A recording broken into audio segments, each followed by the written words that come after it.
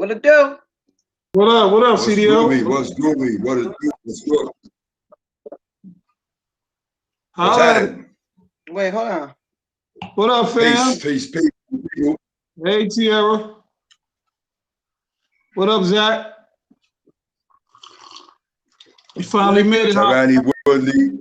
Hold on, y'all. I'm trying to get myself D, myself situated. Salute everybody just tuning in for the first time. Appreciate it. Salute to all of those all the regulars. We definitely appreciate it. Once again, welcome, family, to episode 11. 11. Sit down. 11. Right? Episode 11. All right. Santo, what's up? Dante, right? Rest in heaven. Shout out to everybody just checking in for the first time. Once again, welcome to the Sit Down where the truth is told, real stories unfold. I'm your host, Malik, along with my brother, Oran, and my sister, CDL. Hey, sorry, I'm trying to make sure our YouTube is going properly. I'm here, though. I'm here. I'm ready. Yeah, I see you. They see you. I'm the man behind the scene. Right. So real quick, I wasn't here for last week's episode. I was out working, got caught in traffic, but I did tune into the show. Well, I didn't tune into the live show, but I checked the show out after I got home from work. And I love, how the bro and the sister held it down. But I just want to expound on something real quick that I wanted to touch on last week's episode, which was, it's not so much the pastor, my comrade, DMX. It's the monster, you understand? It's that gorilla, that unresolved issue that rode him, literally rode his back since he was 14 years old, going on 15 years old. Rode him, and it rode him until his addiction, then his addiction rode him, you understand? And for the older people, or for those of you, right, who don't know what the unresolved issue is, we'll give you an example, right? I know someone very close to me. He's a black man, right? And he was molested at the age of 9 by a cousin, allegedly by a cousin of his, right? But that issue, it led him to have anger issues because he never told anyone about the molestation until he was much older, right? He never got therapy for the unresolved issue. He never got treatment for being molested sexually, right? By allegedly, let me reframe it, allegedly, because he might be watching, allegedly by a cousin, right? But when he revealed it to me, right, it helped me understand why he was always so angry, why he always took violence or violent issues to another level, meaning he went harder than necessary. Understand? He went to extremes with violence. Understand? And then when he revealed it to me, why he was so, I had to ask him, why are you so angry, man? And he looked at me, face screwed up, and I was like, that's your regular. You wake up like that, you go to sleep like that, bro. And then he just broke down, he started crying, man. And it shocked me to see him crying like that, because I just know this dude to be tough as steel. So nevertheless, he's like, yo, man, I'm hurting, man. I'm like, what do you mean, man? And he said, I was molested before at 9 years old, right? And then he couldn't stop. He just gave it all up. I was like, wow. Wow. So it helped me understand when people go through trauma and, you know, we don't get therapy. Like there's a saying in the Black community, we don't get therapy.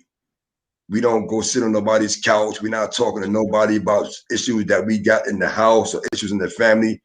We keep it quiet and yada, yada, yada. But I'm going to say this again. I said this about 2 or 3 weeks ago. A lot of what we embrace in the Black culture, right? In the Black family, in the Black culture, a lot of what we embrace is going to be our downfall. It's going to aid in our downfall. It's going to aid in the destruction of the Black family, the Black community, and the Black race. Because we don't get therapy when there's nothing wrong with getting therapy. Right. There's nothing wrong with going to sit down and speak to someone that's professional that can help you instead of walking around like we know, like we got it all figured out. We know how to deal with the issue. We know how to resolve the issue. We know how to get closure and move forward. No, we don't. Unless we've been there, done that, and it's an ongoing process. We don't know what it's like to sit down with someone that's a professional, talk about an issue, and resolve the issue that's unresolved. For example, abandonment. A child abandoned by their parent when they were young. That has a psychological effect on that person and an emotional effect. So we go through life with that unresolved issue, and it becomes trauma, and it comes down in other ways. Unfortunately for the brother DMX and so many others, his unresolved issue, it came out with his addiction. You understand? I said this before. People don't get high because they feel good. People that get high use drugs and alcohol. They get high because they feel low. That's why they say, y'all want to get high tonight. They're telling you indirectly, I feel like shit. I feel bad. I don't like the way I feel. And I want to feel different. I want to feel better.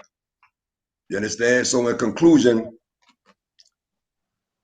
if you or someone you know is dealing with a traumatic situation that happened to them, it doesn't even matter how long ago. If it's trauma, it's trauma. It happened yesterday. Seek out the necessary professional help. Find someone you can talk to. There's a 1-800 number you can call anonymously, because people go through life with these issues and we act like we're fine because we taught to act that way. You understand? It's a learn. We teach ourselves. It's not that somebody else teaches. We teach ourselves to act like everything is okay. You know what I mean? I can see you for the first time today. You've been out for 8 hours. How you doing, man? How you doing? I'm good. I'm fine. But you're not good. You're not fine. That's a rapid response. It's a learned response to always shoot that same bull crap. I'm good. I'm good. I'm good. I'm fine. Everything is good. But things is not good. So with that being said, in conclusion, if you know someone who has an unresolved issue, if you have an unresolved issue and you know it leads you to drink, drug, be upset, be angry, confrontational, and you know that you need to get this issue resolved, right? Seek out the proper people, man. You understand? For your sake and your family's sake, seek out the proper people, the proper person, the proper administration, whatever, and get the closure that you need so that you can move on, right? That's our our hope for you. And just to expound on that, number one, I'm a person who has survived insane trauma. You name it, I've been seen it and done it and went through it. Not only that, I'm a therapist and I'm a recovering addict. So, many people who do watch the show know they can reach out to me and they know I'm a therapist. But for those of you who don't know, I am a licensed therapist. And and I specialize in trauma and I specialize in addiction. So, if I can't help you because of the state you're in or location you're at, then I can send you to the people who can. So,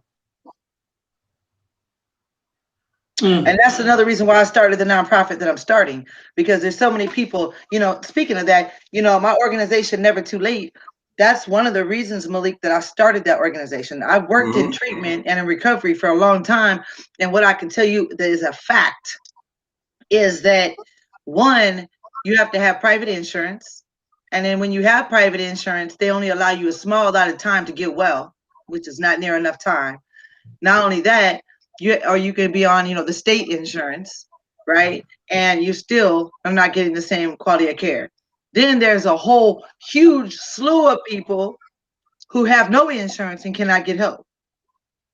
And so one of the reasons why I have my outpatient is because mine, yes, I'll take insurances, but the whole goal is that I help people who have no insurance, that have no resources, that have no help. And there's hardly any organizations that are doing that in my area. Like they have to go through Medi-Cal, they have to pay, they have to go through the process. And some people are just not able to, along with the other traumas, right? The PTSD from being in prison, the PTSD from gang violence, the PTSD from just living in the freaking hood, PTSD of constantly having to watch our brothers and sisters get gunned down by police every day. That is a PTSD. That is a trauma. I go through it I go through a panic attack every time my son leave the house. Malik and Orion can tell you when my son got pulled over last month, I flipped out and flew 40 minutes away and got there in 12 and hopped out on the police. Like, shoot me.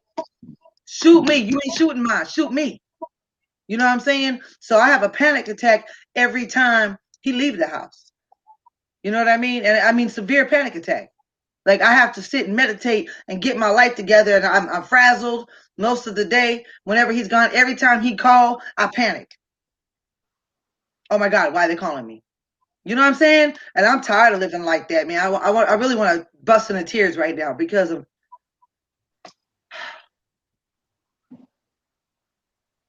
Come on with it, sis.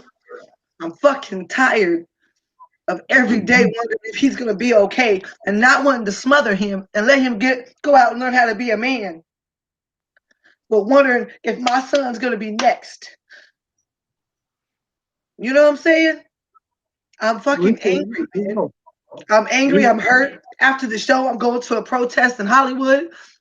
National Guard is there. I don't give a fuck. You know what I'm saying? I'm tired. And I'm clear. I'm clear the protest isn't changing anything, but it's one way to get this fucking anger up out of me. That's the only thing protesting is good for. I'm not gonna hold you up, man. I mean, it's spreading the word, it's bringing attention to the matter. But I've been to a couple, and I know how I felt going to it, and I know how I felt when I left, and I felt better because I got my aggression out. I was able to get my aggression out without putting my things on somebody, you understand, who it was really meant for, who really should have got these things, you understand? That's why they say it's good to talk about certain things you're going through, because you get that aggression out and it don't become an unresolved issue where you put hands on somebody unlawfully, or you start abusing alcohol and drugs because you did not talk about what was bothering you. Pressure busts pipes. Pressure busts pipes. What do you think pressure does to the mental? As fragile as this is. You know what's sad? Another sad part about it is, we suffer from generational pain, generational hurt, generational mismanagement of our own feelings and emotions. From the things we've been through, our parents been through, our ancestors been through, somehow we mismanaged that pain and anger and hurt. And it turns out in many ways to become drug addicted, physically abusive, hustlers, it was leads to prison in early graves. I mean, I can sit here like you can sit, Malik and CDL, and say it's sad, because it is. We already know that. What's the answer? What's the solution? Mm-hmm. And I believe one of the solutions is what you mentioned, Malik and CDL, is that right here we have a licensed therapist. My brother Malik said, if you're out there and you're suffering and you're going through something from your childhood, something from your parents, a family member, something that happened to you from a stranger, don't keep it in any longer, because there are so many organizations and numbers you can call to get help. I know this is a serious topic right now because we see it every day on the news. and we see our people constantly dying in one way or another, to the grave, to prison, and or drugs. Women are being abused by their men. Kids are being abused by family members. And then the psychological abuse that we suffer every day, because when we visualize and see this stuff on TV, we ingest it first through the senses, and then we internalize it. And as soon as we see it, what's the first thing we do? Anger. Because just like you just said, sis, you're tired. I'm tired. Bro, we tired. We're tired of turning on the news, and every time you turn around, it's someone else. What's the next one? And then in the midst of that, you have to deal with your own pain, your own demons, your own struggles, what you're going through. And people just get tired, man, and it's sickening. This is the country we live in. People often say, you hear it every day. Viewers, you hear it every day. This world is so fucked up. But let me challenge you just a little bit. When you go outside in the summertime and the leaves are growing on the trees, the weather is nice, or you overseas out of the country, you seeing the scenery, you can look and see the mountains, the beautiful sky, you're looking at nature in action. The world itself, as you view the world, is beautiful. People make the world better. People. Yeah.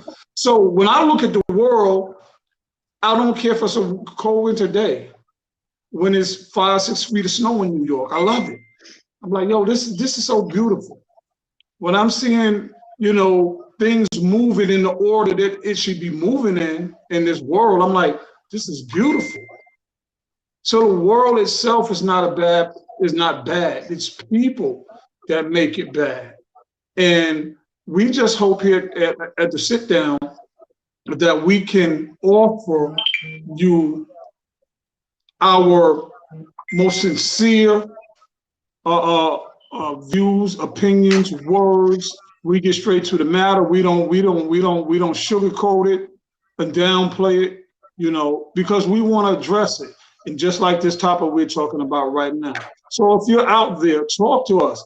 Hit the screen. I saw a sister a little while back who said her mother abandoned her at 9. That's an issue. It is. So what happened? Absolutely. It is. Absolutely. I mean, mine left me at 4. So, I get it. Like, there's a whole bunch of unresolved issues with all of us. You know what I mean? And it's important, just as a people, we can sit and look at the rest of the world, but if we don't do some internal work and awareness and wake up and have clarity within, you ain't gonna have clarity outside. So, that's just my 2 cents spiritual AK/therapist message. What I want to say real quick, I just thought about while you were talking, I'm listening to you and I'm hearing you. But I'm thinking about the miseducation of the Negro, Carter G. Woodson, right? And I'm thinking about Lauryn Hill's song, The Miseducation of Lauryn Hill, right? And the contrast to the book and her album was her first experience with being miseducated started at home. Always. You know what I mean? If not, so I relate that to myself, and I'm thinking about certain things that I was taught and how to respond to trauma, how to respond to violence, how to respond to pain, emotional pain, right? And I'm gonna keep it on. I know I was taught wrong. That I was a child and I was being taught by other people that were grown men and women in my family, that they didn't know no better. You understand? They taught me what they were taught, or they taught me what they learned. You understand? But in turn, what I refuse to do is give someone else the same information, dialogue, and guidance that I was given on how to deal with certain situations. You understand? And we have to stop regurgitating information that was given to us by our family members that's incorrect. You understand? You have to change the narrative. You have to change the narrative, but you have to change the narrative with facts. You can't change the narrative with a whole bunch of hypothesizing, you understand? And you know,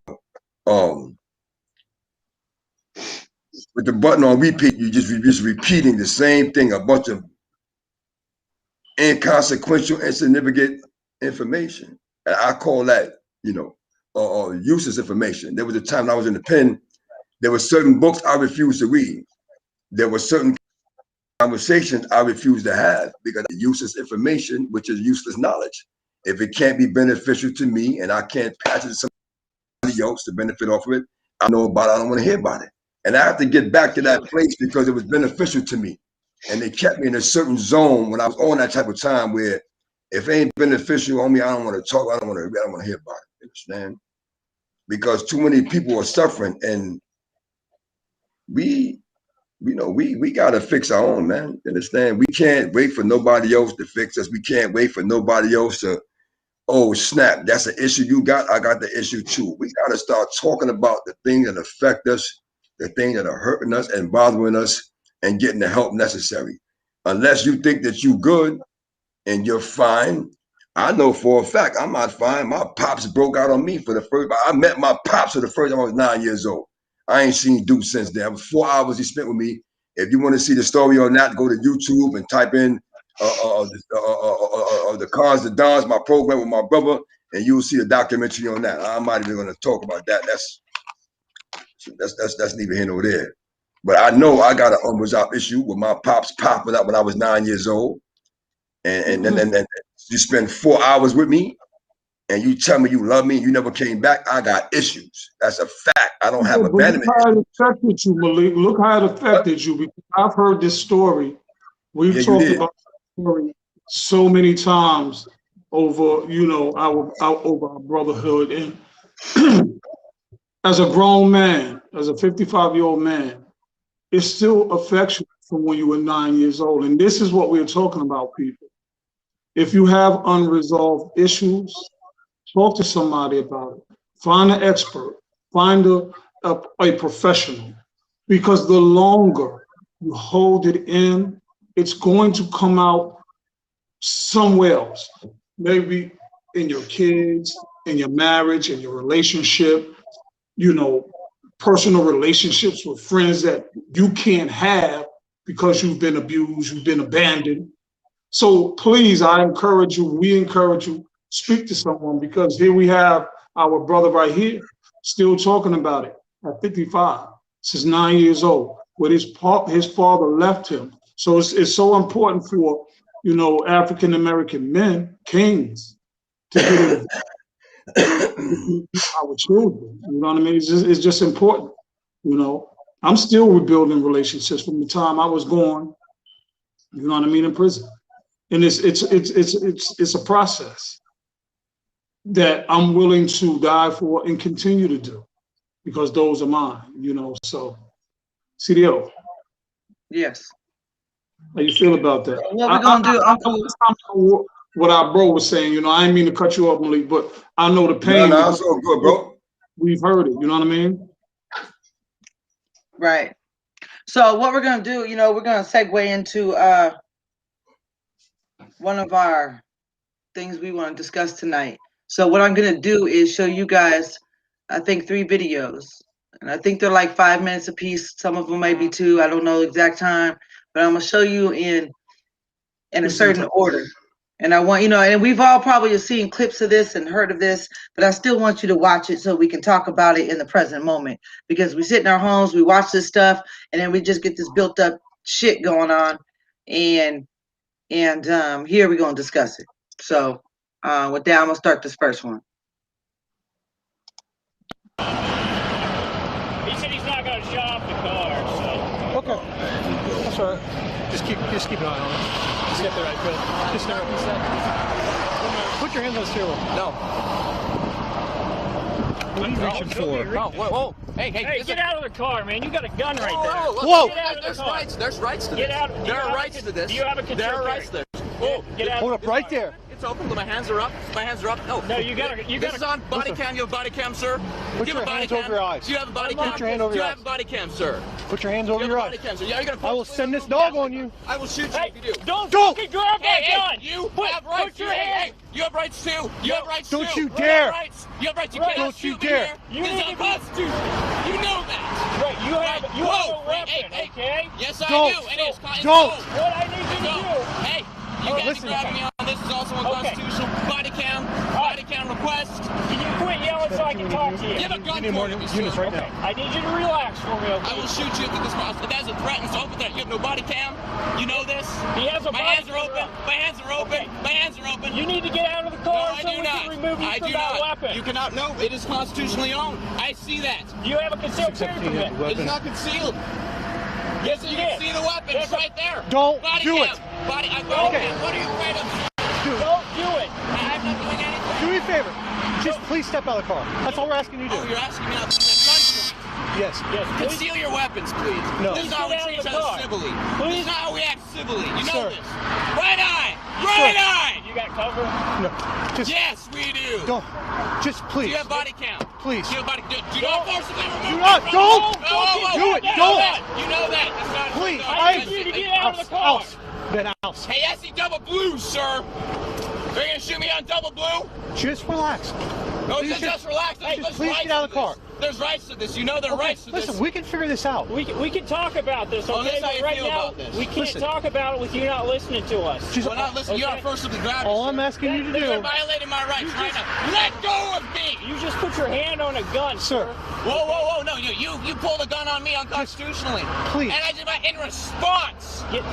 Oh, we don't want Please. to do this, man. Just get out of the car. I'm just asking. We'll get this figured out. Just come out and just get out of the You car. release me now. We can't do that. Release it. I have Second Amendment rights, David. Okay. Just get out of the car. Come on. Come back here. We'll Excuse talk me? about it. Excuse me. This right here is a reason We'll to get defend this- myself, cast a doctrine. You know that. We'll get this figured out. Don't do it. Please. Just come on. Get out of the car, sir. Just get out of the car. Just step out out. of The gun's down. No, just step Get out. out of the car. Just step out of the car. Don't do it. I have rights. Get out of the car. You're on double blue. You know what's gonna happen, right? Just stop. You need to get out of the car. That's No, a I lawful don't. order. You're going to go to What a jail. gunpoint. Oh, take me to jail then. Go ahead. Just Right come now on. you're obstructing. I can't. No, you're obstructing. You're pointing a gun at me, sir. Right now, my life's in threat. Okay. Well, we I have don't even see body cam on this, sir. I'm just gonna drive away. I'm not gonna bother anybody. No, you're Hands not. on the seat. Don't do this. Don't. Don't do it. Don't.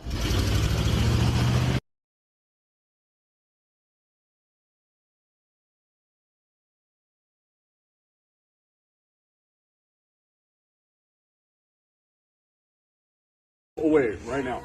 Call the police. Hey, they've already been called. They're just waiting. Taking fights with who? You know what? Maybe you should hang on a little longer. We'll Let's see go. how it goes. Then we won't have to get the report by What is ourselves. it you're doing here? Walking. Then Then walk walk. out. Okay, and that's what I was doing. She came out of house and ran Well, you've been here like 15 minutes now. Let's go. Walk away. Keep walking. Walk away. I already walked away. Walk away right now. You need help? You got this in front of you. I'm happy to help you. I didn't hit you. There's a difference between Pretty sure pushing you were you. the aggressor, buddy. You're aggressing on the neighborhood. Someone came running at Walk back. You better walk away. You walk away. You talking to my wife right now. That's your wife? Walk away. I didn't do Walk it. away. Your wife to speak. Check it out. You either walk away or I'm going to carry your ass out of here. Dude, if you touch What do you want to do? You better not touch me. Or I'm what? not arguing. What are you going to do? You up on me? Let's go. Walk I'm not away. arguing. I didn't do anything. I'm about to do something to you. You better start I walking. didn't do anything to her. You better start walking So right when now. you come after me like that, I ain't coming you're after the one in the you. wrong. You're in the wrong neighborhood, motherfucker. I Get live out. here, sir. Get out. I live here, sir. Where? Where's your house? What's your address? Maybe we should walk you home. You can't walk me home. Well, you bet. You want to bet what I can do? I live here, sir. Okay, Right what's your now, you're address? harassing the I'm neighborhood. not harassing anyone walking through the neighborhood I live in, sir. Where? 'Cause check it out. We are a tight-knit community. Okay. We How take long care have of you each been other here? How long a have hell you of a been lot living here? longer than your ass, because I have never seen you before in my How long life. have you been living here? That's Why none does of that your even business. matter to you? How long have you been It living doesn't here? matter. You know what? Get the hell out of my face. You've been Get out of my here. face. You walked up to me. Check it out, motherfucker. I ain't playing with you. You either get your ass moving or I'm gonna move you. You smell drunk. You wanna bet? You are drunk. I'm about to show you what I can do. I would suggest You better walk away. Walk away. Walk away. I'm walking. You keep following me, sir. There's only one way out of here. It's right over there. There's multiple ways out of here, sir. You wanna bet? Walk away.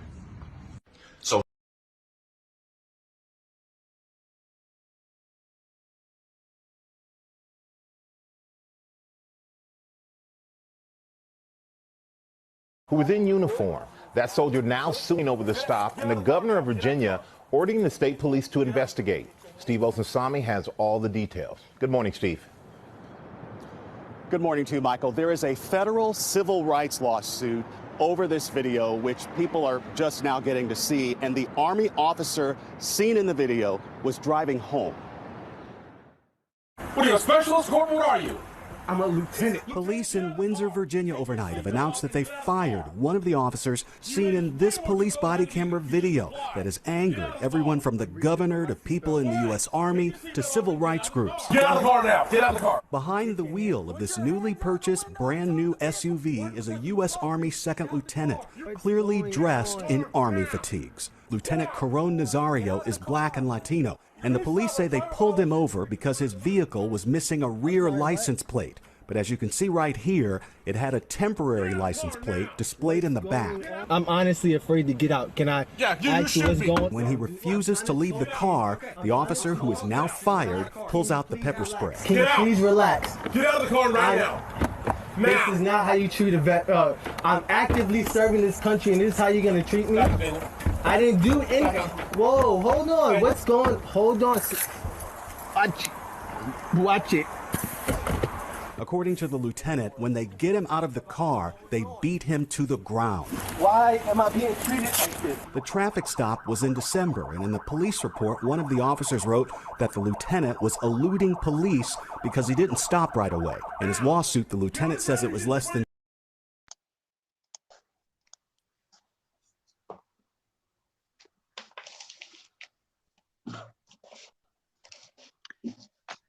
You know, anything that's going to come out my mouth right now is not going to be nothing pretty.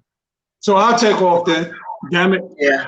It's not going to be pretty coming out of my mouth. It ain't going to be pretty. It ain't going to be pretty later either, but go ahead, by all means. So people, in the first video, we witnessed a big bag of marshmallows. That's what I want to call him, Mr. Marshmallow. And two other marshmallows approach him and politely ask him to get out of his car. After, oh, he's got a gun. He's got his hand on the gun. Just relax, man. Just get out of the car. We can talk about this. We don't want to do this. Please, please, please. This is after the officer, the trooper, is saying he has a weapon. Take your hand off the gun. And the man telling him, I will shoot you. Okay? Now, one bullet went into that man's body. He wasn't drug out, beat down, or murdered. And I believe at the end of the video, he drove off. Second video. Here we go, an even bigger bag of marshmallows. A lieutenant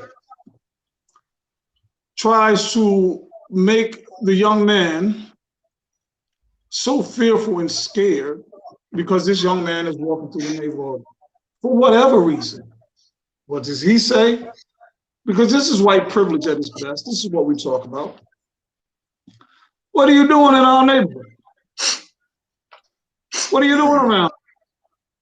You better get out of our neighborhood, motherfucker. Then he pushes him. Slaps phone out his head. You know what I can do to you? Okay. Lucky this young man's still alive. Then in the third video, we have the lieutenant in the car. He's a double lieutenant. He's a double lieutenant. Officers walk up. They'd failed to notice the license plate hanging in the window of the car. Admitted that he was driving too slow, but he just wanted to get to a place where there was enough light.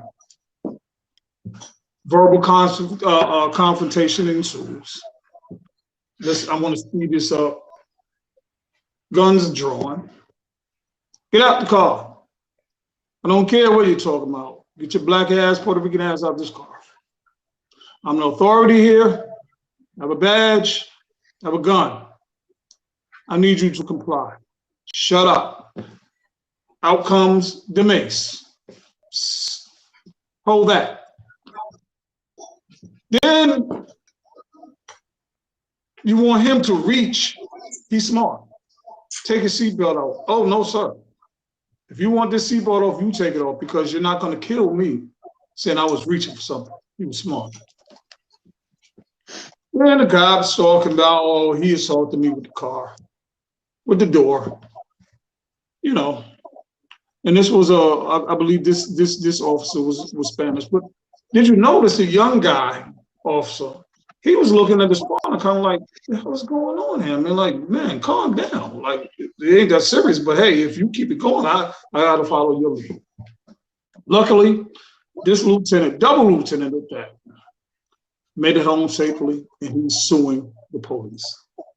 So we wanted to show those 3 videos to show the contrast of the benefit that the bag of marshmallow got on the first one from the other 2 bags of marshmallows. Hey, sir, we can talk about this. We're not going to harm you. Hey, just come on out the car. I got a gun now. I'll shoot you. You got your body cam on? Hey, sir, look, just calm down. It's okay. Have that. We see what happened to George Floyd. The internet. We see what just happened to Dante Wright. Lady is yelling, taser, taser, taser. Dummy, your taser is yellow. The gun is right in your eyesight. You did not see that? Not only that, you shot 4 times. We shot him 4 times. In the initial press conference, the police captain, it was a mistake. It seems like when it comes to, and this is why we come to you, our viewers, and express our views and opinions. Most people don't like it. We don't give a damn. Okay? CDL, what do you got to say? Audience. Go ahead, Malik. Hey, yo, man. So, the first video, obviously, with the first video, dude knew his rights. That's what the first video. He got the benefit of the white privilege, the marshmallow privilege. But he had actually he did that, but he had the benefit of the Constitution and the supreme law, the law of the land on this side. But you know, he was talking in code. He said, you know, this is double blue. He kept mentioning double blue, right? They knew what double blue meant. Whatever it meant, they knew what it meant, right? I'm gonna find out right now. He got upset and said, "Listen, get off my arm, man." And you know, he's talking about the that hand being held, and he's going for it. He's like, I'm gonna shoot you, man. You understand? Yes, I'm gonna use that double blue. Look that up. And this is what I'm. So hold on. So the whole time I'm sitting there watching this, my knuckles is getting tighter, my fists is getting tighter and tighter. Because I'm like, I know they ain't gonna shoot this dude, but they didn't. I didn't want them to shoot him. I didn't know how the video was gonna play out. You understand? But nevertheless, when he kept talking, I'm gonna shoot you, and they kept, don't reach for the gun, and he got a gun, and he's talking about my gun is legit. They said it's concealed. No, it's not. He said it's not concealed. You can see the gun. You understand? You're threatening me. You got your guns pointed at me. Yada yada yada. His defense was you put your hands on me first. You're assaulting me. I'm gonna shoot you. Now, what bothered me is that history has shown there are more police shot and killed by Caucasian males than by black or African, black, Latino, and others. Excuse me, right? That's actual facts. Let me say this again.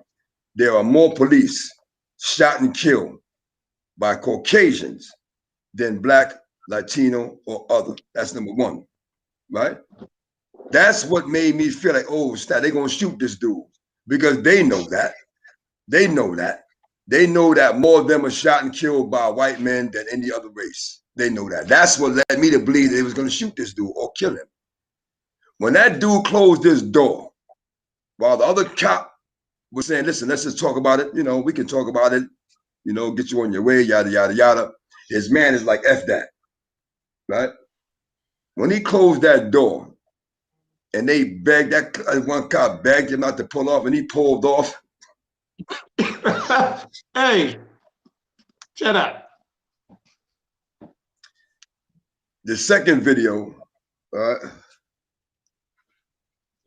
was a drunk white resident, white male in his community trying to press his wife with the macho shit. But they both are racist. I believe she was more racist than him. I believe that's because if you listen to the vocals, what she was saying, he fed off that. He fed off her energy. I believe she's the one that's leading the racism in that household. Now, the third one, the military joint, it just goes to show you, if you don't know, if you haven't really peeped this shit already, right? Some of these law enforcement people, man, they don't give a damn what uniform you're in. Blacks, we've been dealing with this shit since World War I, World War II. You understand? The Vietnam War. Brothers was going home, going to war. First of all, leaving the poor community, dirt poor, and listening to these militaries, right, to try to come up financially, going into the military, segregated in the military, given substandard weapons and clothing and barracks and living conditions, yada, yada, yada, come home and they're still demonized, still dehumanized. And yet we still enlist because we believe in this so-called American dream. America's a sad place, man. You know, I'm trying to make the best of it because it's all I know. I'm done, man. You're right about that. Right. So I gotta get some tissue. Excuse me. Double blue means that Caucasian, that Caucasoid that was in the car was also a police officer. Double blue means when you shout out double blue, it means that it's a unspoken code between police officers that if you are committing a crime, you should be able to get away with it if you are also a police officer. So that's what double blue means. He was a cop. He never even been an officer. He just may know the code. Someone in his family could know the code. Absolutely. Because guess what?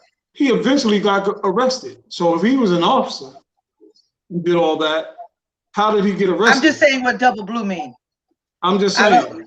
It wouldn't even matter if he was a cop or not a cop. He'd have been dead if he was black. That's just the bottom line. Okay, family out there, now y'all all know what double blue mean, right? So you already know. If they pull you over, I need y'all to pop shit.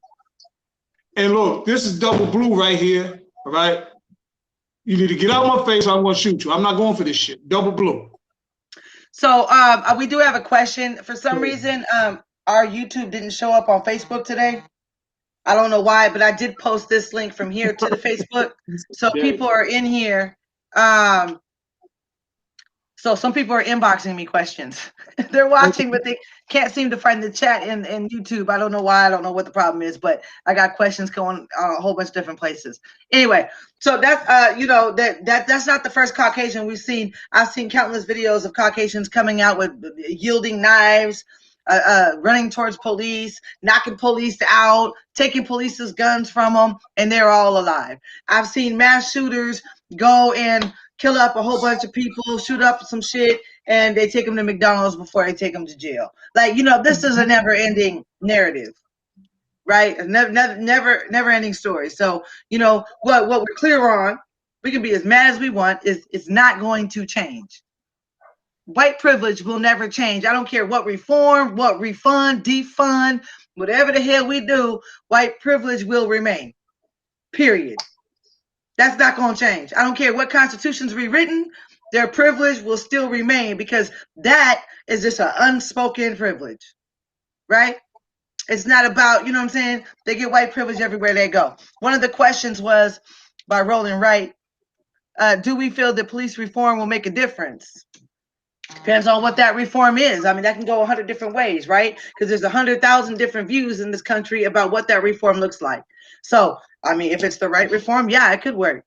But is it going to stop racism? No, it will not. Will it still stop people getting killed? I doubt it. I doubt it. I doubt it. They'll find another way around it. Right? Like this has been going on for centuries, for hundreds of years. If nothing has changed yet, it's not going to change. So what are we going to do about it? I'm always going to put it back on us. We sit and wait for them, the oppressor, to change. Malcolm X said it best. You wait to ask the oppressor to get you out of oppression is insane. Not going to happen. Right? Now this I'm trying to use my words right. This cockazoid. Marshmallow. The whatever. Sour cream salamander, whatever. Cockazoid, whatever. The one that was messing with that little boy, you know, it triggered something in me really, really, really tough because, you know, my son went through that not too long ago. Not that extreme because I'd be in jail right now. But my son, where we live, he was walking to the park. They was on their way back. He walking to the park. And a white lady was standing there staring at him, sitting in a car, filming him. And he was looking at her and she's like, "Do you live here?" He was like, "Why?" And she was like, and we've been here 3 years. She was like, which condo do you live in? He was like, "Which condo do you live in?" And so she's like, "Well, you know, I'm videotaping you." So he took his phone out and walked up to her car, started videotaping her because he's got my personality, right? But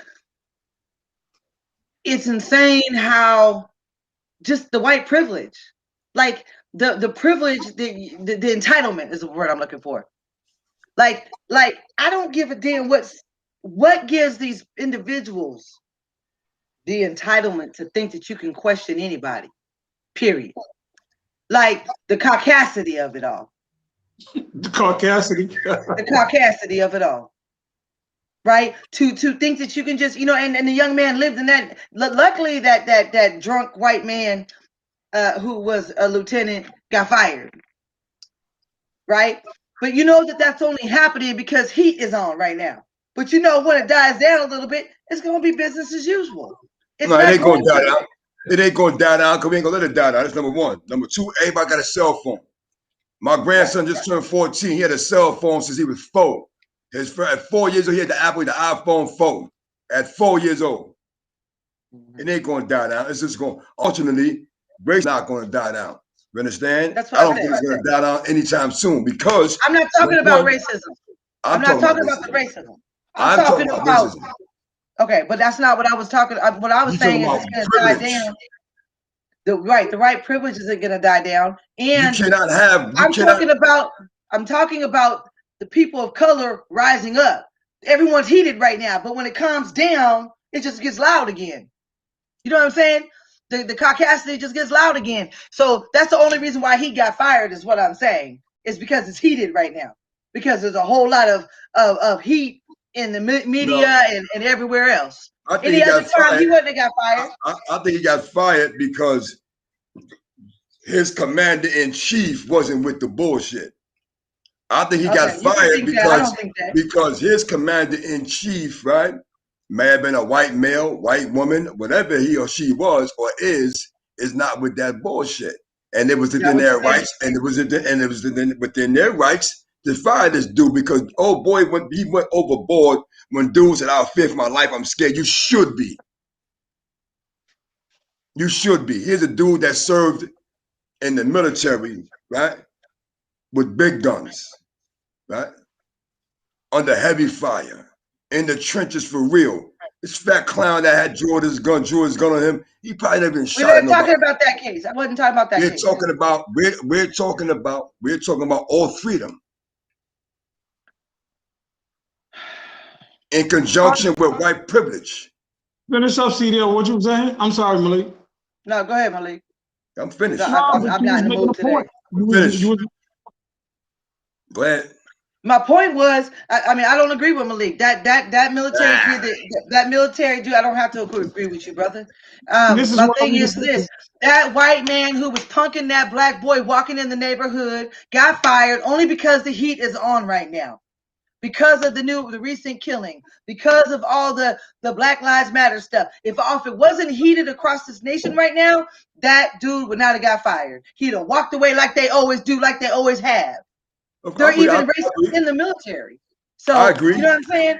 He wasn't. He only walked away because we need to pretend like we're paying attention. We need to pretend like we care to settle these people of color down. That's all it is. They're going to continue to do the same thing when the media dies down, when the protests stop going, when everyone is chilled out. In relation to that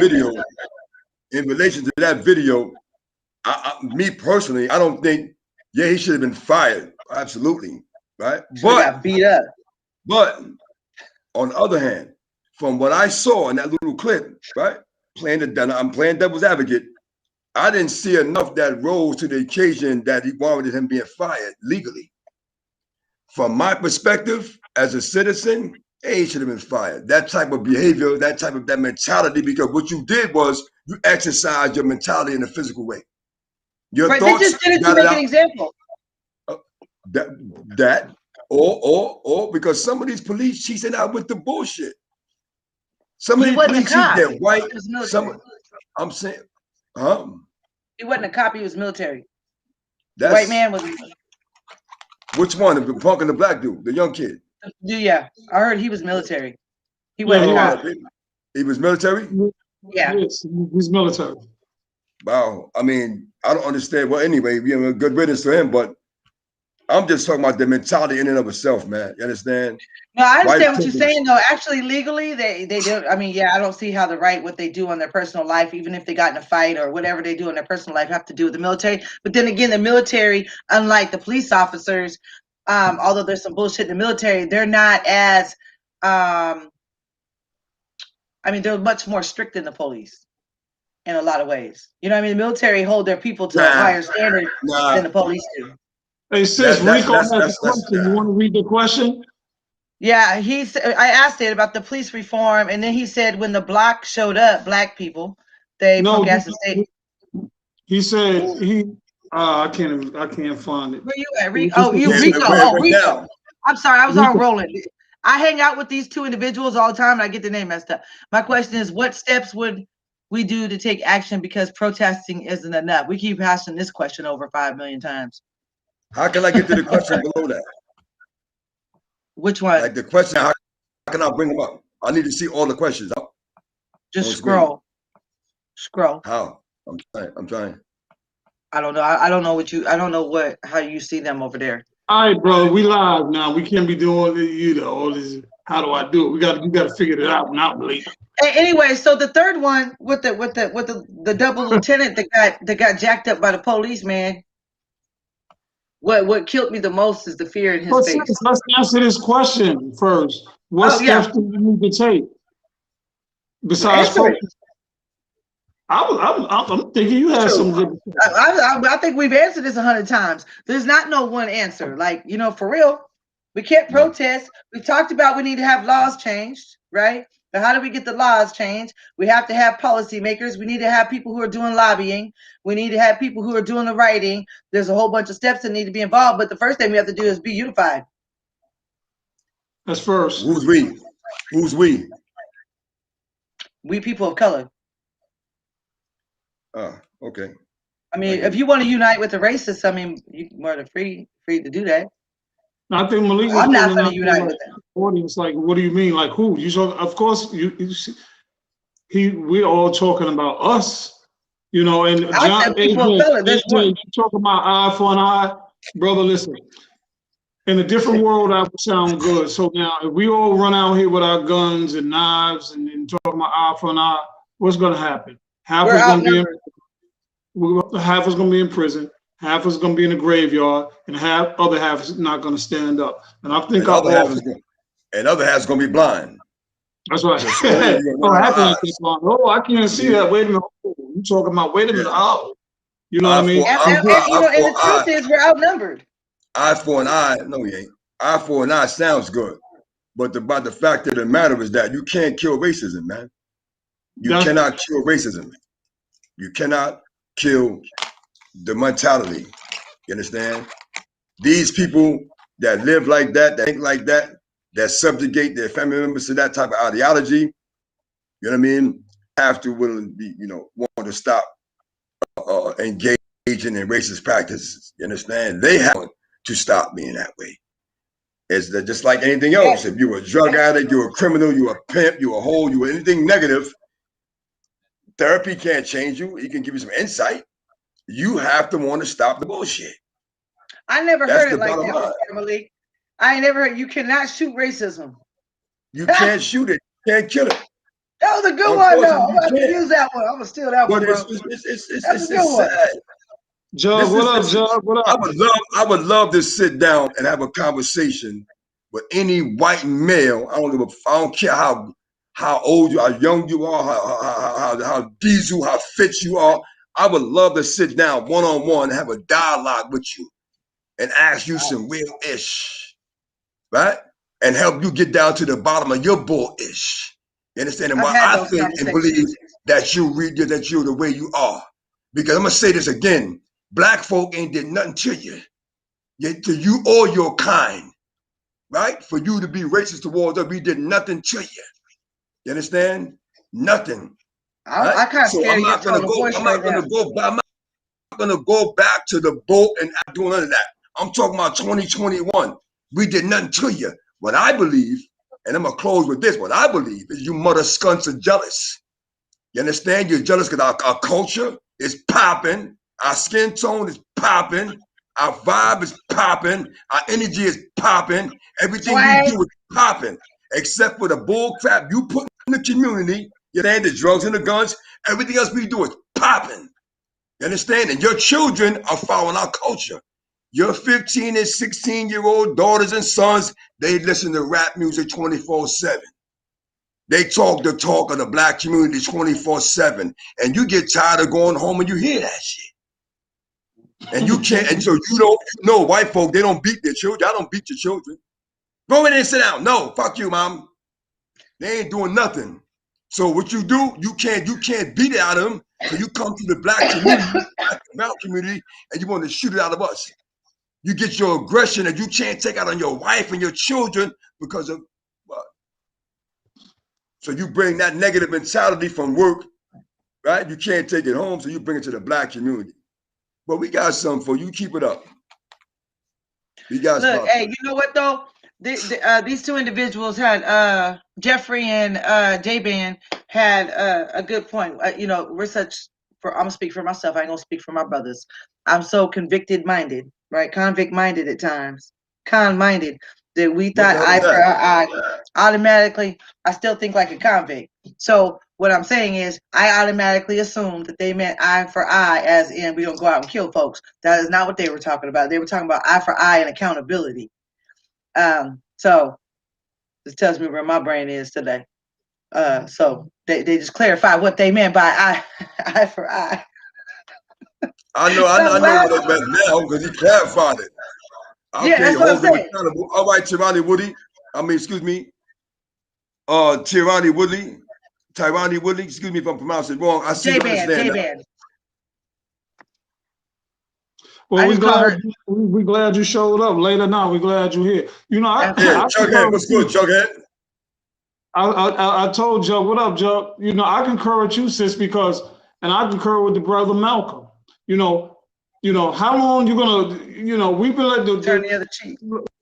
I ain't got no cheeks.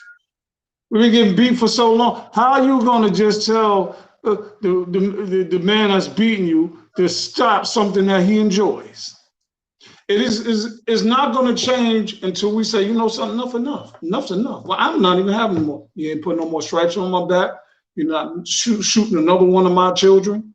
You're not going to come down here and try to handle us. We got something for you. And that doesn't necessarily mean being violent, people. But we have to change the way we do business in America and with America. One of the suggestions I have is economics. Economics. When you affect the money, because what moves this world? What runs it? We got one man. One man is the richest man on the planet. One man. What stops that when you interrupt that commerce. So that's just one idea. Second one, we spoke about a couple of shows ago. We got to start raising our children, sending them to school so they can become the lawyers, the senators, the judges. I know that's a decade or two from now, but we need to start there. We need to affect the commerce and the politics, because that's what runs America. And until we get in those positions and can control those levels of power, we're gonna have the Dante rights.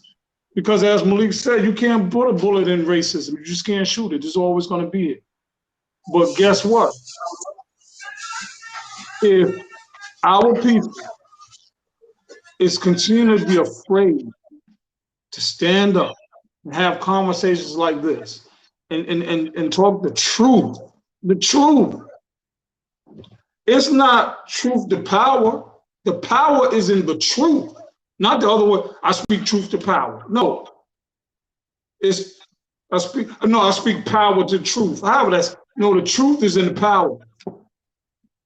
There's power and truth. The power is in the truth. So we got to be truth tellers, not only to the world, but to ourselves. Ron, like, and I keep saying this, and it's like funny because the people who know me keep asking the same questions, and I keep saying the same thing.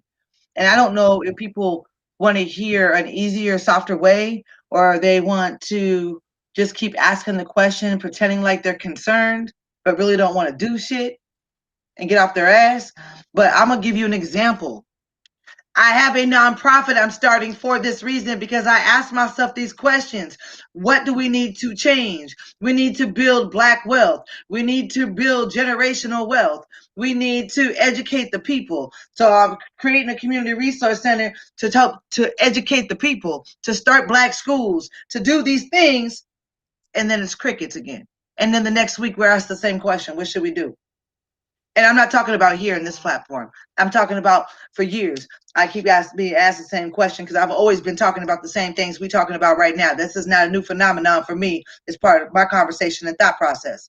So, we keep saying the same thing over and over and over. And there's many people just like us three who are saying the same things, and everyone's asking the same question. Like, is anybody listening though?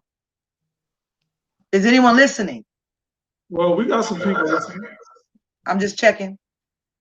But I'm not only speaking to the people who are in my chat. I'm speaking for the people 4 years, 2 years from now, when they scrolling through on some shit and come across our video and they're asking the same question still 4 years from now. What should we do? Maybe they'll hear my voice then. But since you know something, you're 100% right on something. I say, you said, Malik says it. I'm sure the viewers say the same thing. As soon as some jump off, it's in the news, it's in the media. We're protesting, we're rallying like they're doing down in Minnesota right now. You understand what I'm saying? 2 weeks, 3 weeks later, after the media moves on to the next one, the Ahmaud Arbery's haven't been in the news. That's the brother that was jogging down there in Georgia and got killed by them 2 big bags of marshmallows. No, there was another shooting. They went in someone's house 2 days ago. Ran up in the house. Right. Not on the news. What I'm saying is, we let the media dictate in us how we respond emotionally and in our days. And they'll throw something else out. As soon as that die down, it's something else. And we'll move on to the next one. We got to keep it hot on all of these issues, all of these topics, all day, every day. Put it out there and be about this business, be about this work. This is one of the reasons that I started Cons and Dons, and this is one of the reasons with my brother and my sister with Cons and Dons, is because we've seen firsthand how the system works. You know why? Because we were in it for decades, okay? And we've seen how unjust it was. The sentencing guidelines,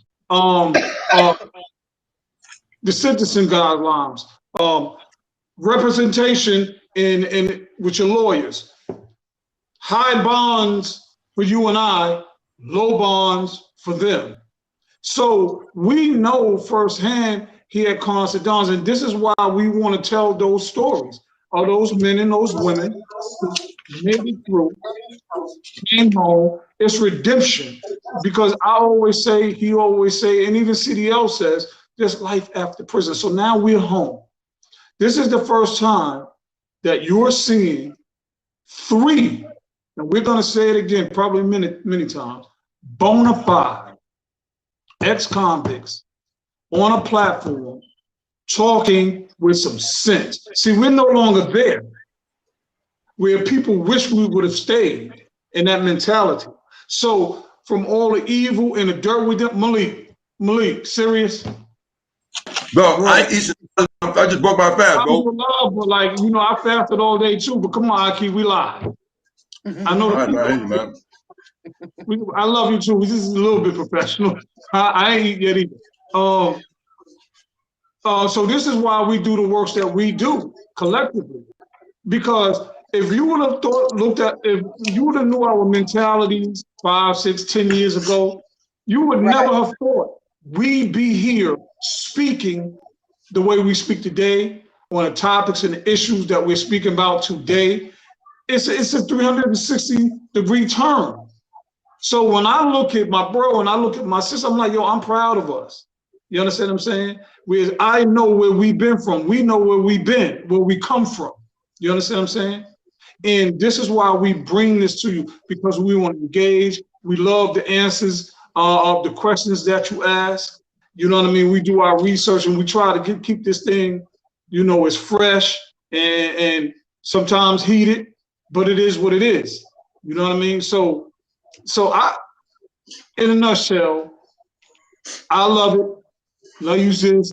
Love you, bro, and all our viewers. Thanks for the support. Thank you for the support. So Zach Schwan said, as an accomplice, not an ally, but an accomplice, when in the streets and with the protests, I just want to know how we can stand together without taking the voice from the people that need to be heard. And that's a really good question, because, and I'll see you, Rico James. And the reason why that's important is because there is a lot of people who get frustrated when allies or accomplices are out there and they are trying to be louder than those who are actually the ones out there fighting and the lives they're fighting for. But my thing is, you know, I can share with you my experience. The only time I've seen that really be an issue is if there's a movement happening on the street and some accomplices / allies / Antifas decide they want to run their own program and taunt the police and throw things at the police, and then we're the ones getting shot and they're getting released.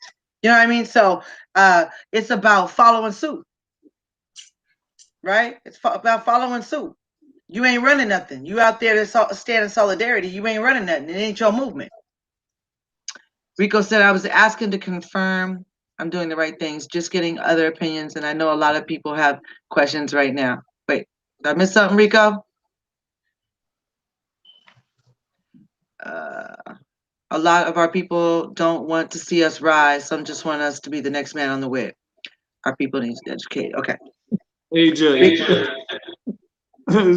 No, Rico, no, I feel what you're saying, and I wasn't directed towards you at all. Me and you talk all the time, so I already know where you at. So I already know why you asking. You're doing that asking for because other people won't ask. Our people need to educate themselves and gain some spiritual content. CDL, read the rest of that from Jeffrey Mitchell, because I lost. Without a higher power in life, we continue to be lost and will continue left. I left the penitentiary behind. Question: how do you collectively get it together? What do you mean? The only thing I stand for is Black lives. You have to start. I said that earlier. My opinion is you need to start with self, right? And then so like I started with self, and then I get with Malik, and then I get with Malik and Oran, and then I get with Malik and Oran and Rico James, and then I get, you know, and then we add Roland, and then, you know what I'm saying? Each one teach one, and we keep building on that. And we have to remember, man, yo, Jughead, bro, we got to take it into consideration, man. Like history's already shown, bro. Everybody, man, that share the same tone as you, to share the same skin tone as you, is not going to be on the same type of time that you on. So, for example, you know, for those that are militant and like to protest and be out there in the front lines, everybody not going to agree with that. You understand? Every black person is not going to support that. Every black person's family that's on the front line, you got family that say, I don't want you out there. And but what are they going to do?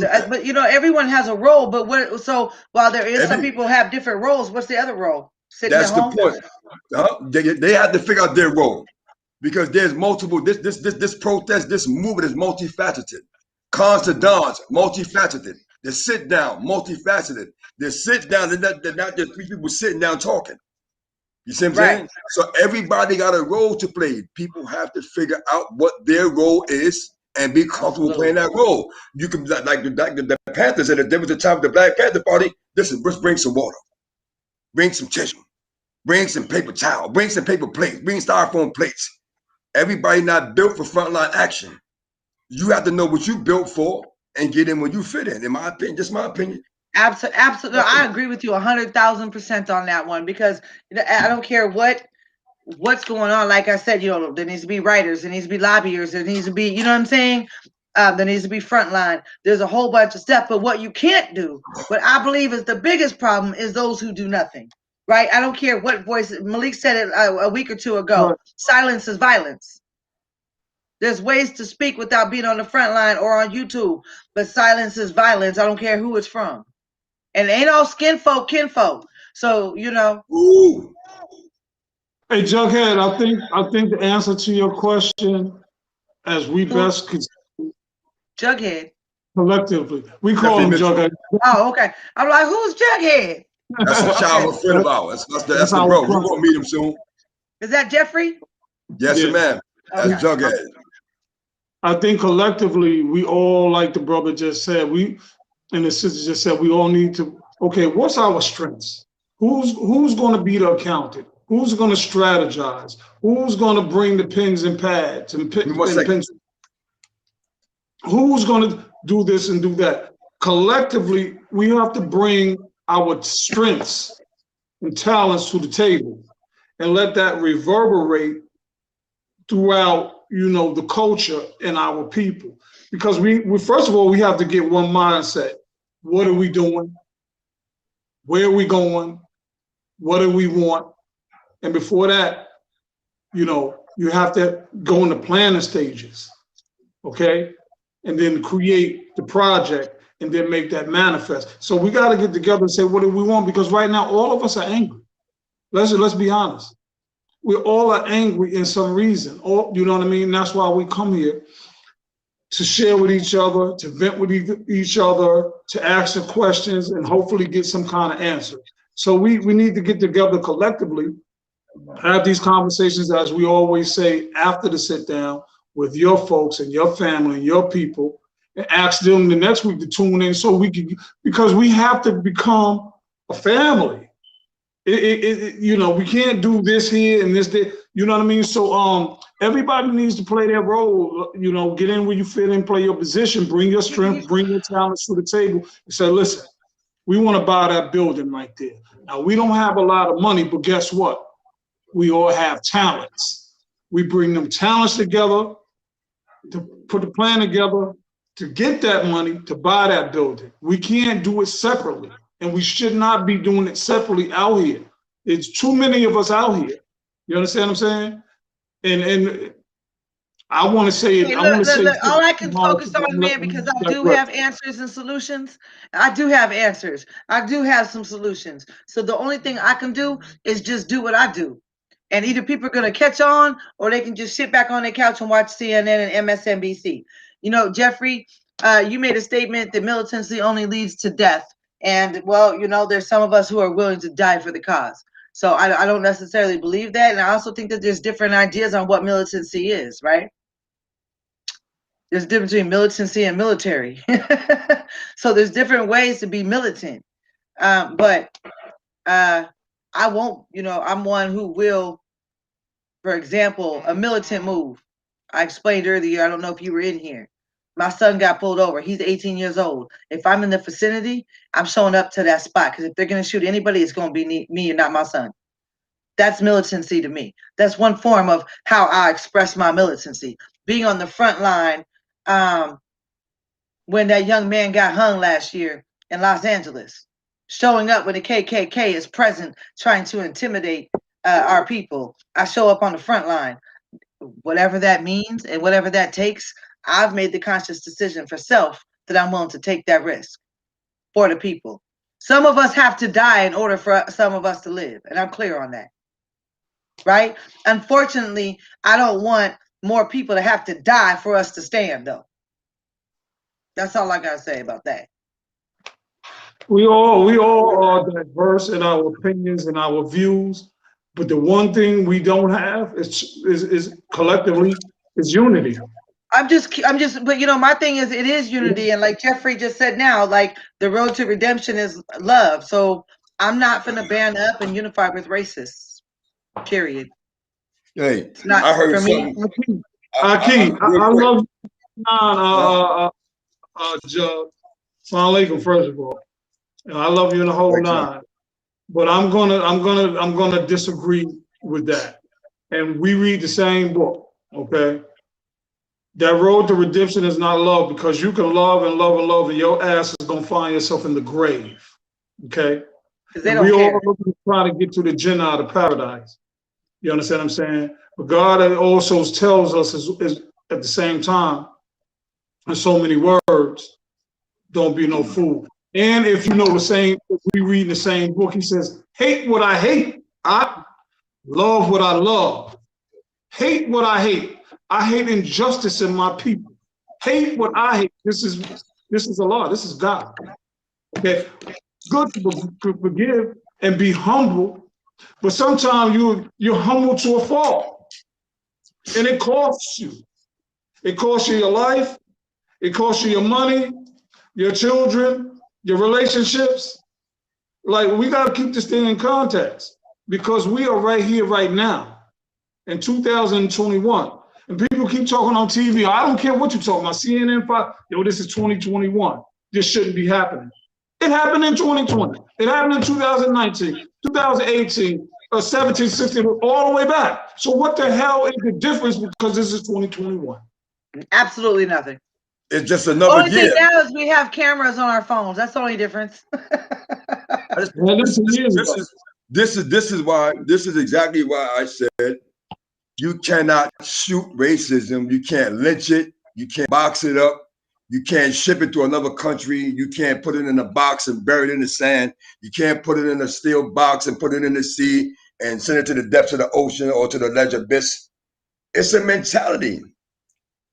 Unfortunately, it's a mentality, man. So until the people, the person, the individuals with that mentality ask themselves, because it just bugs me out all the time. What did I'm going to talk about black people.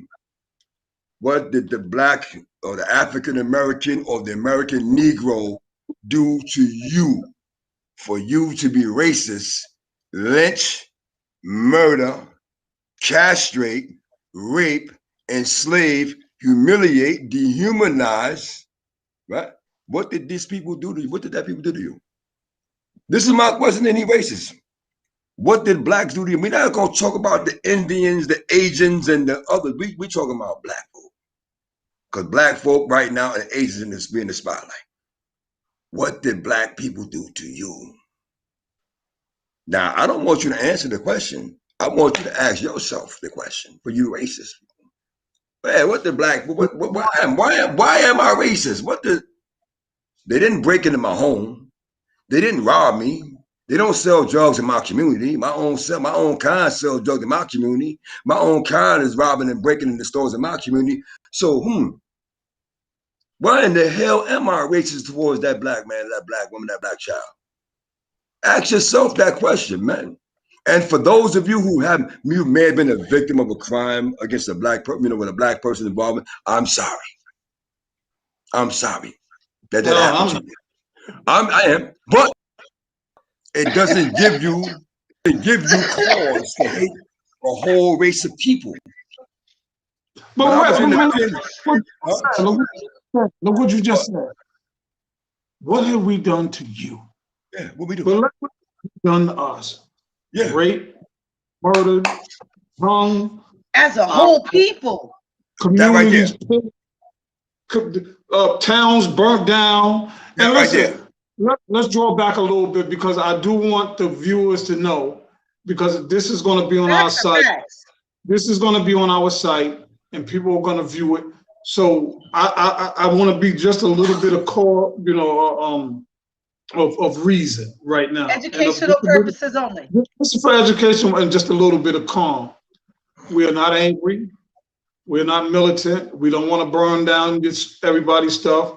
We don't hate all white people. Many times on the show, I have Caucasian friends that have shown me more love in the last couple of years than my own people. So we don't. If you're gonna come with the hate mail later on, we're willing. We can accept it and we can handle it. But what you're not gonna do is tell us and suggest to us and think we're even going to accept from anyone other than us who the hell. You can't define me. You ain't gonna tell me who we are and what we've been through. Because my brother gave it to you. We've been okay. Malik, what did they do? What's been done to us? Well, it started out in, I'm not gonna say the year, but I'm not being funny. They raped us, murdered us, lynched us, castrated us, tarred and feathered us, stole from us, right? Enslaved us, right? And we ain't do shit to them. They saw, black, but we have to be, we are looked at as one of two things. Either we're a commodity or we're inhuman. Right now, I don't know if the inhumane or the inhuman part comes from our ability to withstand pain, right? I don't know if that's where they get that they're inhumane and they're not, human and they're sub and they're 3/5 of man. I don't know if it came from that, our ability, right, to embrace and just endure pain, right? The whips, right? The tarred and feathered. You know what it felt to be tarred and feathered, man? Hot, molten tar poured on your skin and then feathered to make you look like a clown. You understand? So y'all don't want us. You really, white folk, you really don't want us to turn the tables, man. You really don't want us to start teaching our children what you've done us. See, this is the reason why they don't teach history in schools. African-American history. They're not going to talk about the lynches. They're not going to talk about the cross burning, the property destruction, the church burning, the killing. They're not going to talk about that because they don't want that to enrage the younger children. But you got a lot of us that are educated. You don't want us to teach our children what the F you really did to us in America. You really don't want that. You really don't want that. So you really need to calm down with the racist ideologies and propaganda and bullshit. Because you got this paranoid ideology that we really come for you. It ain't going to be coming through social media, man. Y'all need to tone it down and stop teaching your children and your babies the bullshit, man. If that's how you give it up, that's how you lived your life, keep that shit between you and yourself, man. Take that shit to your grave. Stop teaching the children so they don't teach their children and this shit keep going on hundreds of years. I got grandchildren that I want to see have a better future than I did. I mean, stop the bullshit, man. Because we ain't do shit to you. That's it, man. Okay, so look, I'm going to go with what Rico said. It's really hard to love your enemies. I'm going to give you some examples. I'm going to give you some recent examples. Louisiana. Don't quote me on the young man's name. We can look it up, though. Young man who did not have hate in his heart when hung out with his white friend with all the love in his heart and his white mama, and he is now dead. Another black man recently had love in his heart for his enemies and went on a boat ride and never came back. So loving our enemies is probably not always the smartest move. And if you do, you better love them from afar. Because there's a whole lot of people who have the mentality that we're all just human beings and I don't want to, I just want to be okay with everybody and they're dead. So I don't know what it takes for people to understand. Maybe it needs to happen in our personal lives for us to understand fully, because there's people who do not have hate in their heart, who are not militant, and they're dying because of it. Who said love your enemy? I used to be addicted to drugs, addicted to crime, addicted to the streets, addicted to Jughead. Oh, listen, I refuse to love anything that's an enemy of mine. Because all my enemies is not good for my health. Any enemy of mine is not good for my health. I'm not going to love something that's not good for my health. That's a fact. The streets was our enemy. Yeah. You understand? Getting money in the was our enemy. That's like I should love crack then. And love crack. So because that was an enemy. I find it hard to ever accept now in my life. We're not just on this, on television, no matter in the clergy, no matter. When African American men and women of color get together and start expressing facts and speaking their mind, the first thing comes up, somebody's saying you're angry, you're militant, you're this. But that's not even the part that bothers me, because we may be that, or they may be that. The part that bothers me is when people of color, we are always asked to show love, to be humble, to forgive, to forget, to lay down, shut your mouth, don't talk like that, because that's the devil's tool, that's the devil's heart, that's the devil's mouth, and you're going to hell, and we got to continue to show love. So we're supposed to submit to the devil. That's always happened. I don't care what platform you're on or what television station you're watching. It's always our people coming back to us, telling us to be, love is greater. If you just hold on, let them keep whooping you, taking your money, abusing your kids, calling you shit, treating you like nothing, just hold on and love your enemy, and guess what? Everything gonna be all right. But it's always that bother me. I mean, let's look at our people talking that nonsense about miss me with that bullshit. Right. So just like with Dante Wright, he would be here if he didn't run. You should have just did this, and you should have just did that. It doesn't matter what he did. He did not shoot, and he did not threaten the police, and he is dead. But that's the same mentality of, you know what I'm saying? It's always put back on people of color what they supposed to do. It's always what we supposed to do.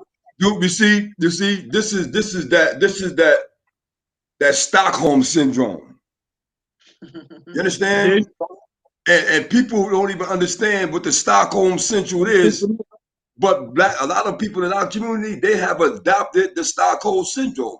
And for those of you who don't know about the Stockholm syndrome, just Google what happened in Stockholm, Germany, and Google what the Stockholm syndrome in a nutshell is: me loving my oppressor, me identifying with my oppressor like he's my friend, he's my ally, and not my enemy. When he got his knee all the way up in my boot shoe. Loving the man that captured you. Right? That's it. As a therapist, like we study this quite often because we deal with people with Stockholm. I'm sorry, since I love Stockholm. And the truth is, I mean, and what their what they describe is completely Stockholm, but usually starts out trying to appease the oppressor or the captor, trying to please and to make nice so that I can have an easier transition during this period, so I don't get killed, so I can survive, and ended up falling in love with them. And their ways, and then protect them. There you go. And then protect them. He got a whole plate of food on Thanksgiving, right? You got a chicken leg. He got the whole chicken, right? And the trimmings.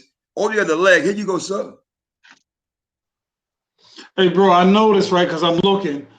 When we ramped it up, sis, I noticed when we ramped it up just a little bit. I get closer. You see how we started off?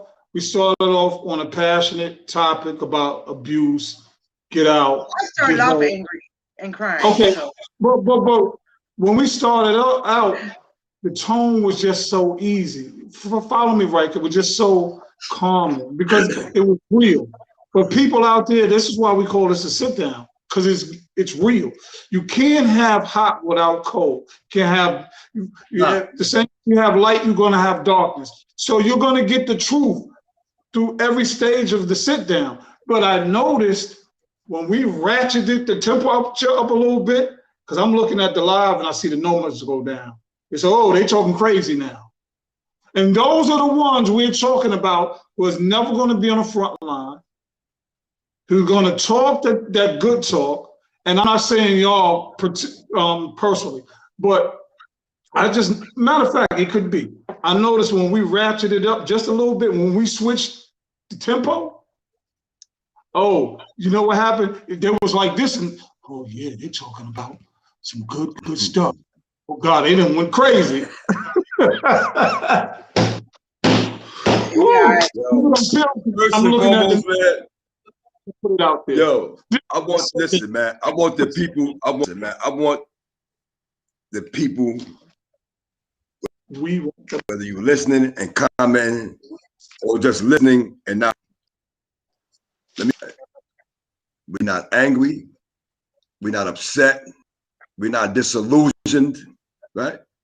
We're well informed, and we've been there, done that. Not talk about him to sit down. Unfortunately, we've experienced it, right? Or we have a person knowledge, right, of it, so we can speak on it. We only speak on it. We have this conversation. First of all, the sit down started with me and my brother. And how it started, it wasn't even a sit down. It was regular conversations, regular dialogues about real ish that affects our community, right? And we were just dialoguing and vibing on what we can do, right? So then I met the sister, Denise, right? And then she became a part of the conversation, right? And so the sit down stemmed from a sit down.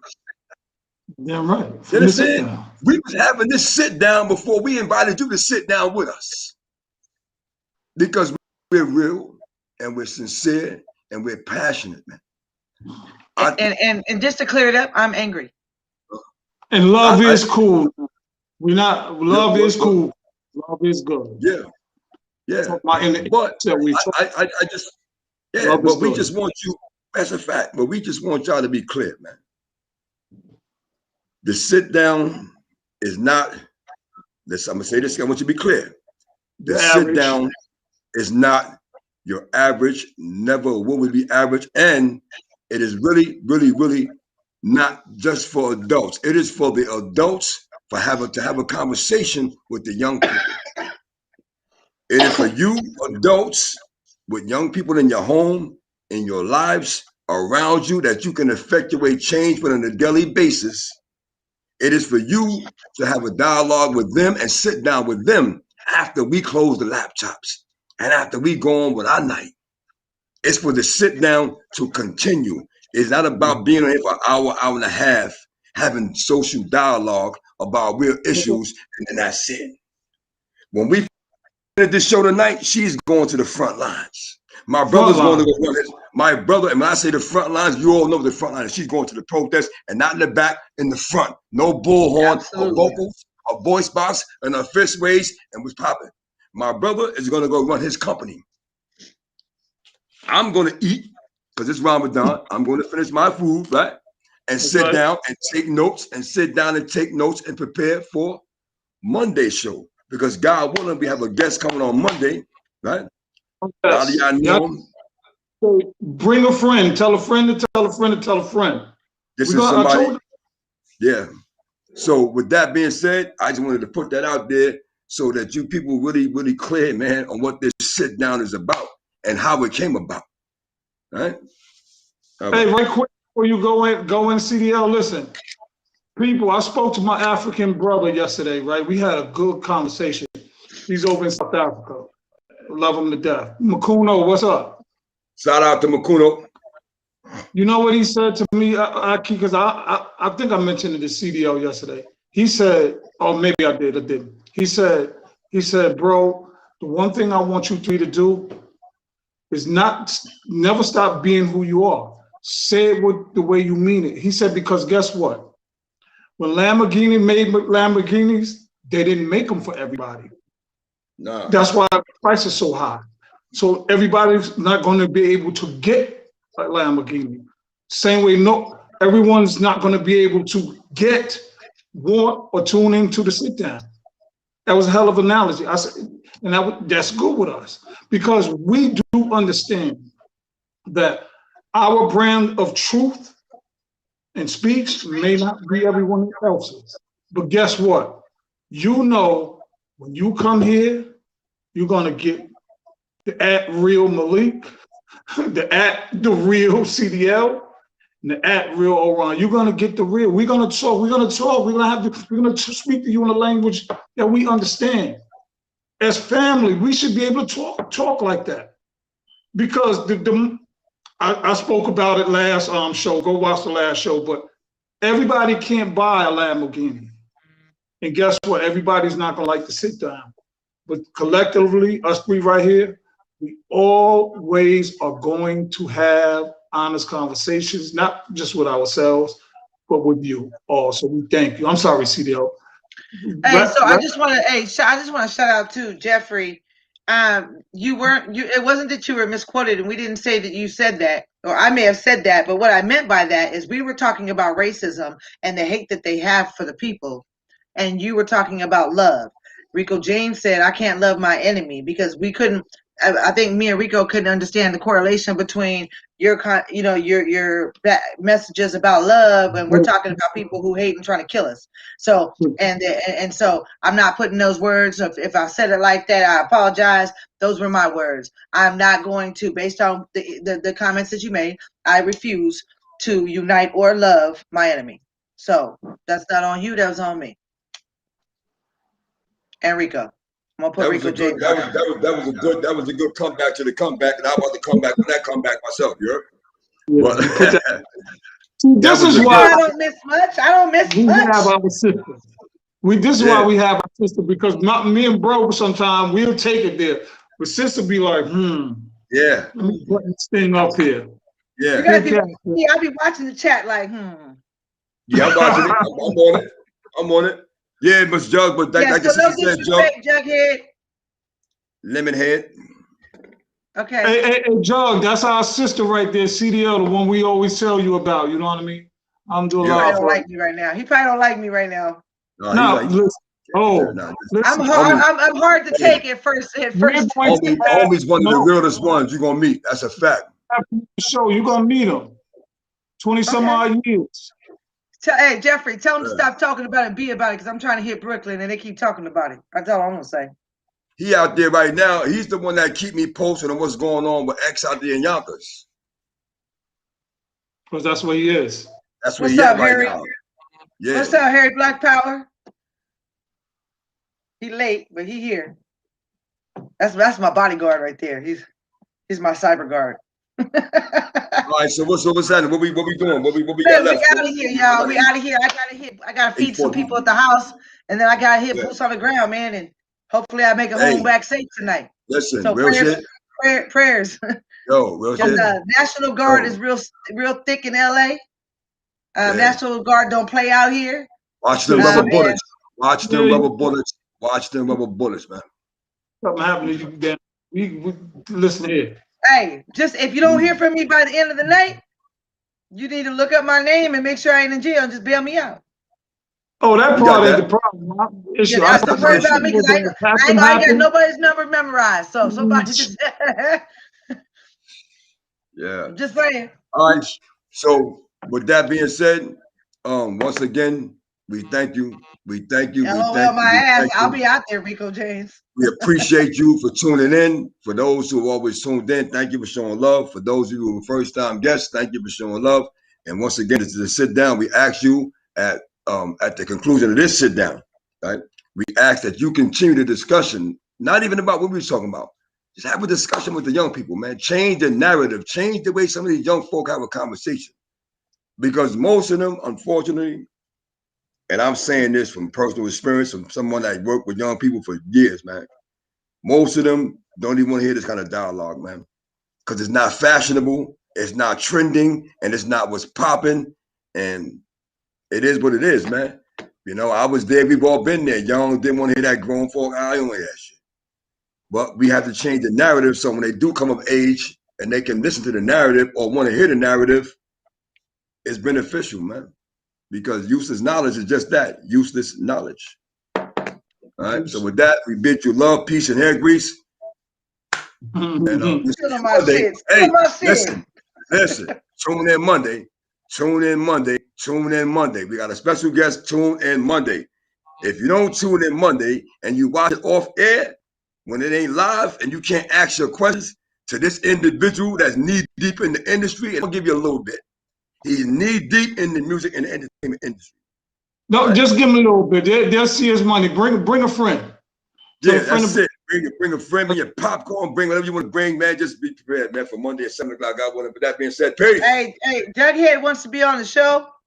Oh, we told him. We already got that lined up. Okay.